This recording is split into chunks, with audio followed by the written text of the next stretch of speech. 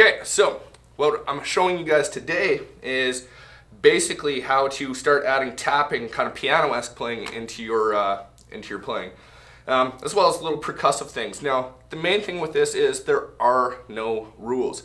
This is really about trial and error. Literally, if you're going to get into this style, make friends with failure. You will fail more than you will succeed. Not to discourage you though. Now, I should mention I'm in an open tuning. I'm tuned to C, G, D, G, G, and D. So yes, these are the exact same note right here. So this just allows me to come up with weird voicings. Now, kind of rule of thumb for open tunings is mess around until you think something kind of sounds cool. Really, the big thing for this is just using your imagination, having good basic rhythm at least, and ears. If you have ears, you can kind of have an idea of where you're going with this, and your ears are going to be the best judge to tell you what's right and wrong, especially since you're in open tunings.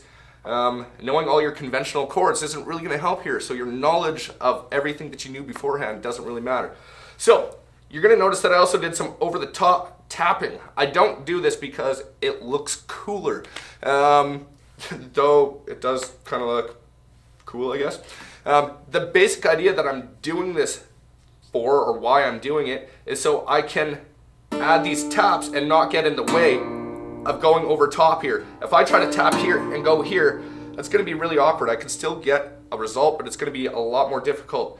So I go over top here, and you're going to see that I kind of treat my hand like a barking dog. Middle finger and first finger together as well as the thumb, and I'm going to kind of vice grip each one that I play. So a basic idea is just move around, just do this. Just move it around. Just mess around with that, get used to that. So the other idea with this hand, I'm pretty much just using these two fingers. You can start exploring and use as many fingers as you want. I'm on strings 3 and 1, and I'm simply doing the basic idea of this.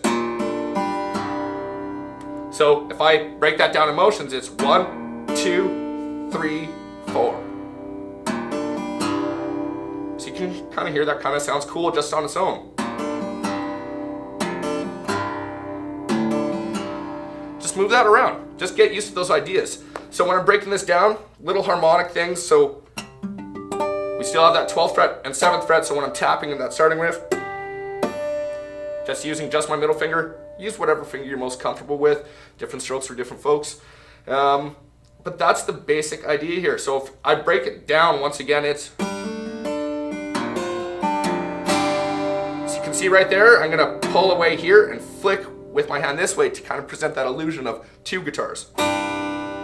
Rather than just going, as you can hear, it doesn't sound the same. So that's really more, I just want to kind of introduce you to the idea of messing around with it. Go back to the start of the video and get in this tuning. Really, you should be able to figure out what I'm doing from there. Yeah, thanks a lot.